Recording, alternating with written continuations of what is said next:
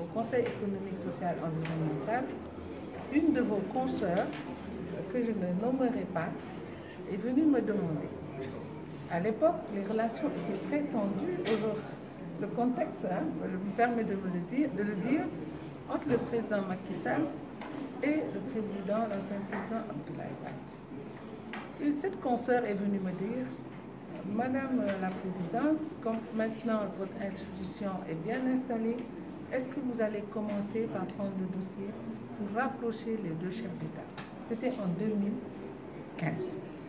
C'est vous dire que j'avais compris là que le dialogue social n'était pas bon. Parce que le dialogue social met en présence trois acteurs: l'État, les employeurs et les travailleurs.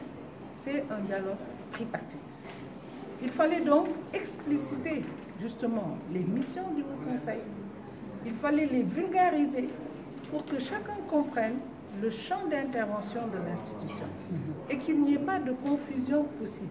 C'est ainsi que nous avons identifié ce partenariat qui est allé jusqu'à la mise en place du réseau des journalistes en dialogue social, qui a été installé de façon tout à fait démocratique, et Monsieur le Président François-Xavier Thiaw a été porté à la tête de ce réseau. Donc aujourd'hui, si aujourd'hui le président et son équipe, le membre du bureau du réseau, vont jusqu'à élaborer un plan d'action et le soumettre au Conseil, nous, c'est avec beaucoup d'engagement que nous entendons les accompagner.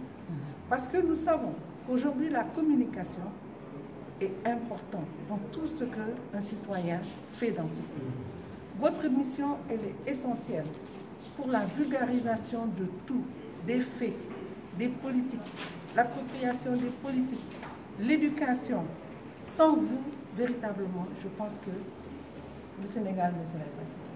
C'est pour ça qu'il est bon de renforcer, chaque fois que de besoin, les capacités des membres du réseau et au-delà de tout autre, peut-être avec le temps, on pourra vraiment y arriver. Déjà, à l'écoute de cette activité, en marge de la visite que nous avions effectuée à Ziguinchor, j'ai vu les journalistes de Ziguinchor nous dire, mais écoutez, et vous ne venez pas ici, donc il faut penser à délocaliser la formation, à la faire dans les régions, autant que faire se peut. Et je suis sûre qu'avec la présence du ministère de tutelle, nous pourrons y arriver. En tout cas, pour ma part, je marque toute ma disponibilité à accompagner le réseau de manière à ce que les objectifs que nous nous sommes fixés soient atteints. Merci.